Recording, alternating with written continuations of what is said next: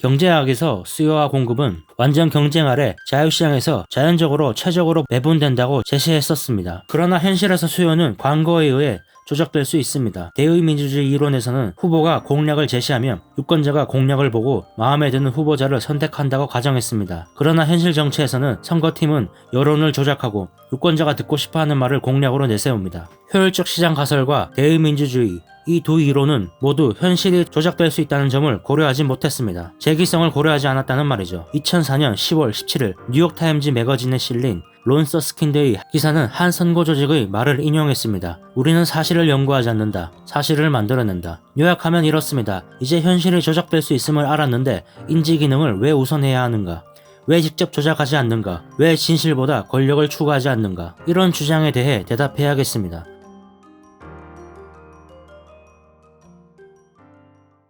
3강 풍부한 오류의 시대를 넘어 소로스 철학의 첫 번째 기둥은 인간은 실수를 할 수 있다라는 오류성입니다. 두 번째는 이 오류성은 현실 세계를 바꾸고 바뀐 현실 세계는 다시 인간의 인식을 바꾼다라는 재기성입니다. 이제 소로스 개념의 틀에서 세 번째 기둥인 열린 사회를 소개하겠습니다. 이제부터 시작할 3강에서는 정치와 철학에 관한 내용이 더 많습니다. 포퍼는 인간이 오류를 타고났다고 강조했으므로 소로스는 효율적 시장 가설이라는 경제 이론의 기본 가정을 의심하게 되었고 재귀성 개념을 개발하게 되었습니다. 그러나 개념 차원에서 보면 열린 사회와 재귀성은 간접적으로만 연결될 뿐입니다. 둘을 연결하는 것은 첫 번째 기둥인 오류성입니다. 오류성이란 세계를 보는 우리의 관점이 항상 불완전하고 왜곡되어 착각을 일으킨다는 뜻입니다. 그리고 이 착각은 역사를 바꿉니다. 포퍼는 열린 사회를 엄밀하게 정의하지 않았습니다. 우리의 이해력이 불완전하므로 정의해도 소용없다고 본 겁니다. 그렇지만 그가 열린 사회라고 부르는 사회 조직은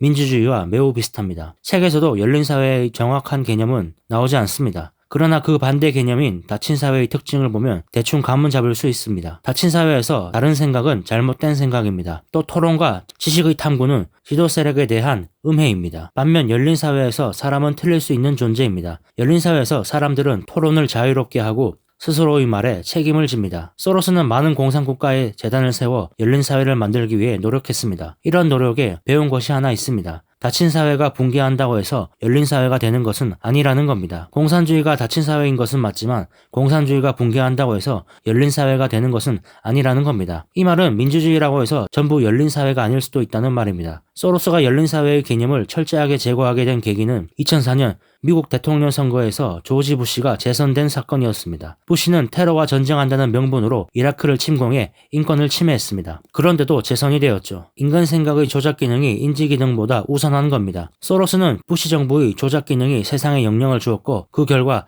사람들의 인식에도 영향을 주어 재선되었다고 말하는 겁니다. 소로스는 미국에 무엇이 잘못되고 있는지 스스로에게 물을 수밖에 없었다고 말합니다. 그래서 소로스는 열린 사회의 개념을 의심하기 시작했습니다. 열린 사회와 민주주의가 같지 않다는 생각을 하게 된 겁니다. 민주주의에서 정치인들에게 가장 중요한 목표는 선거에 당선되고 권력을 유지하는 겁니다. 소로스는 우리의 세계관이 조작 기능을 무시하거나 인지 기능을 우선하는 지적 전통 위에 세워졌다는 결론에 이르게 되었습니다. 우리 사회의 전통적 철학은 조작 기능, 즉 사람의 생각이 세상에 영향을 미치는 것을 무시해 왔다는 말입니다. 조작 기능을 무시한 채 인지 기능에만 집중한 것의 뿌리는 그리스 철학이며 계몽주의 시대에 우리의 세계관을 지배하게 되었습니다. 계몽주의 시대 철학자들은 이성을 믿었습니다. 그 결과 현실을 보는 관점이 왜곡되었습니다. 앞서 말했듯이 인간의 생각은 두 가지 기능을 합니다. 인지와 조작. 인지는 세상을 이해하는 기능이고 조작은 세상을 이롭게 바꾸는 기능입니다. 소로스가 지금 말하는 것은 그리스 철학에서부터 계몽주의로 이어져 온 우리의 세계관은 세상을 이해하는 것에만 집중을 했고 세상을 이롭게 바꾸려는 노력은 하지 않았다는 말입니다. 그러나 그 시대에는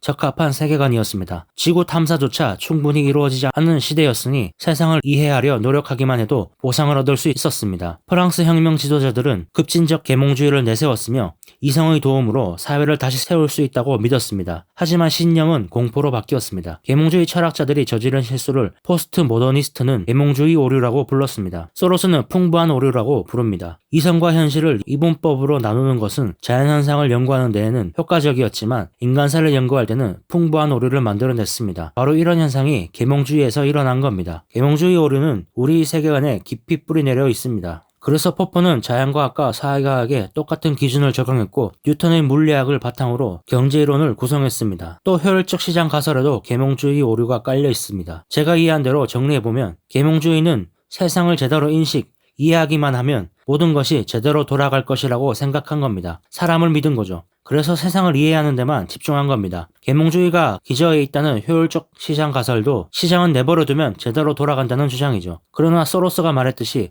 조작 기능은 세상을 바꾸고 바뀐 세상은 다시 사람의 인식을 바꿉니다. 계몽주의 철학자들은 재귀성을 놓친 겁니다. 그 결과 풍부한 오류가 발생한 거죠. 계몽주의자들은 현실에 적극적으로 개입하는 조작 기능을 활용했어야 합니다. 조작 기능을 활용하지 못해서 실패한 것, 이것이 계몽주의의 오류이며 풍부한 오류입니다. 계몽주의의 실패를 본 포스트 모더니스트들은 인지 기능보다 조작 기능을 더 중요하게 생각하기 시작했습니다. 이런 결과 현재의 정치 구조가 만들어졌습니다. 현재 민주주의에서 정치의 목적은 현실의 문제를 발견하고 진실을 추구하는 것이 아니라 선거에 당선되고 권력을 유지하는 겁니다. 설상가상 현실을 조작하는 정치 전쟁에서는 진실을 추구할수록 불리해집니다. 푸시 행정부는 사실을 존중하지 않는 강력한 우익 선전 조직들을 마음대로 활용했습니다. 그 결과 계몽주의에 영향을 받은 구식 정치인에 비해 경쟁 우위를 가지게 되었죠. 소로스는 진실 추구를 하는 정치인은 인기를 못 얻고 여론을 조작하는 정치인이 인기를 얻는다는 말을 하는 겁니다. 미국에 무엇이 잘못되었을까요? 사람들은 진실을 추구하는 일에 큰 관심이 없었습니다. 사람들은 기만당하고 있다는 사실을 인식하지 못할 정도로 조작 기법에 적응했습니다. 이것이 유료 정치 광고가 영향력을 발휘하는 이유입니다. 정치뿐만 아니라 경제에서도 마찬가지입니다. 실제 제품의 퀄리티를 높이기보다 광고로 차별화하면 이익을 높일 수 있다는 것을 발견한 거죠. 경제학에서 수요와 공급은 완전 경쟁 아래 자유시장에서 자연적으로 최적으로 배분된다고 제시했었습니다. 그러나 현실에서 수요는 광고에 의해 조작될 수 있습니다. 대의민주주의 이론에서는 후보가 공약을 제시하면 유권자가 공약을 보고 마음에 드는 후보자를 선택한다고 가정했습니다. 그러나 현실 정치에서는 선거팀은 여론을 조작하고 유권자가 듣고 싶어하는 말을 공약으로 내세웁니다. 효율적 시장 가설과 대의민주주의, 이 두 이론은 모두 현실이 조작될 수 있다는 점을 고려하지 못했습니다. 재기성을 고려하지 않았다는 말이죠. 2004년 10월 17일 뉴욕타임즈 매거진에 실린 론 서스킨드의 기사는 한 선거 조직의 말을 인용했습니다. 우리는 사실을 연구하지 않는다. 사실을 만들어낸다. 요약하면 이렇습니다. 이제 현실이 조작될 수 있음을 알았는데 인지 기능을 왜 우선해야 하는가? 왜 직접 조작하지 않는가? 왜 진실보다 권력을 추구하지 않는가? 이런 주장에 대해 대답해야겠습니다. 현실을 조작할 수는 있지만 그 결과 조작자의 의도에서 벗어날 수밖에 없습니다. 그 차이를 최소한으로 유지해야 하지만 그러려면 현실을 더 잘 이해해야 합니다. 조작할 수는 있지만 조작의 결과가 원하는 대로 나오지 않을 수 있다는 말입니다. 바로 이런 이유 때문에 진실 추구야말로 열린 사회로 가는 확고한 요건이라고 소로스는 제시합니다. 부시 행정부를 예로 들어보겠습니다. 부시 행정부는 현실을 매우 성공적으로 조작했습니다. 테러에 대해 전쟁을 선포함으로써 대통령은 재선에 성공했습니다. 이라크 침공의 목적은 세계에서 미국의 패권을 확립하는 것이었지만 그 결과는 정반대로 나왔습니다. 미국은 영향력을 크게 상실했고 부시는 역대 최악의 대통령으로 평가받았습니다. 소로스는 현실의 객관적인 측면을 크게 존중하며 이렇게 존중하는 것이 정상이라고 늘 생각했습니다. 개인적인 생각인 주관보다 실제 현실에서 일어나는 객관적인 사실을 더 중요하게 생각했다는 말입니다. 소로스는 금융시장에 참여하면서 이렇게 행동했습니다. 상황이 극단으로 가는 경우가 많았지만 위기 직전에 빠져나왔습니다. 주관적 근거를 가지고 하락에 베팅했더라도 실제 시장이 하락하지 않고 상승한다면 자신의 생각이 틀렸음을 인정하고 나왔다는 말입니다. 소로스는 많은 경우의 수를 예상했었기 때문에 최악의 상황에서도 위험 대비 보상이 높은 투자만 선택했습니다. 소로스는 사회가 현실의 객관적인 측면을 무시하면 안 된다는 말을 하고 있는 겁니다. 자신을 속이거나 유권자를 기만해서 불쾌한 현실을 피하려 하면 현실로부터 벌을 받을 겁니다. 유권자는 조작 기능에 속지 말아야 하고 정치인은 조작 기능을 너무 남용하면 현실이 최악으로 치닫을 수 있다는 말입니다. 물론 현실은 조작될 수 있습니다. 그러나 우리가 외부 현실을 더 잘 이해하려고 노력하고 잘 이해한다면 현실은 우리의 기대에 가까워질 겁니다. 현실을 이해하는 것이 인지 기능입니다. 바로 이런 이유에서 인지 기능이 조작 기능보다 우선해야 합니다. 우리가 제대로 이해하지도 못하면서 객관적인 현실을 무시하면 포스트 모던 오류에 빠지게 될 겁니다. 계몽주의 오류를 비판했던 포스트 모더니스트들이 다시 반대로 오류에 빠질 수 있다는 말이죠. 소로스는 인류가 사고와 현실 사이의 관계에 대해 두 가지 오류, 즉 계몽주의 오류와 포스트 모던 오류를 받아들였다고 설명했습니다. 계몽주의는 인간 사이에 널리 퍼진 조작 기능을 인식하지 못했고 반대로 이제 사람들이 조작 기능을 발견하고 활용하게 되자 포스트 모던 오류에 빠졌습니다. 둘 다 절반만 인식하는 겁니다. 소로스는 자신이 제시한 오류성과 재기성 원리는 이 절반들을 결합한다고 말합니다. 포스트 모던 오류는 현재 세력을 넓혀가고 있습니다. 부시 행정부에서 정책을 주도했었는데 오바마 행정부에서도 모습을 드러내고 있습니다. 예를 들어 오바마 행정부의 정책에 영향을 미친 로버트 실러는 신뢰 승수가 지닌 강점을 격찬합니다. 정부가 돈을 조금 풀면 실제로 국민소득은 정부가 푼 돈보다 더 많이 증가한다는 개념입니다. 그러나 현실의 기대에 못 미치면 신뢰는 실망으로 바뀌고 호황은 불황으로 바뀝니다. 신뢰 승수는 재기성을 무시한 개념입니다. 소로스는 자신의 개념의 틀이 현실을 정확하게 해석한다고 감히 주장합니다. 그러나 완벽하지 않으므로 개선의 여지가 있다고 하죠. 지금까지 보았듯 진실은 입증하기도 어렵지만 지키기도 어렵습니다. 부시 행정부는 이라크를 침공할 때 유권자를 속여서 의도적으로 오도했습니다. 오바마 행정부는 미국이 가혹한 현실에 맞설 의지가 없음을 인정하고 신뢰 승수를 활용했습니다. 이런 상황에서 유권자들이 더 단호하게 진실을 추구하기는 어렵습니다. 따라서 소로스는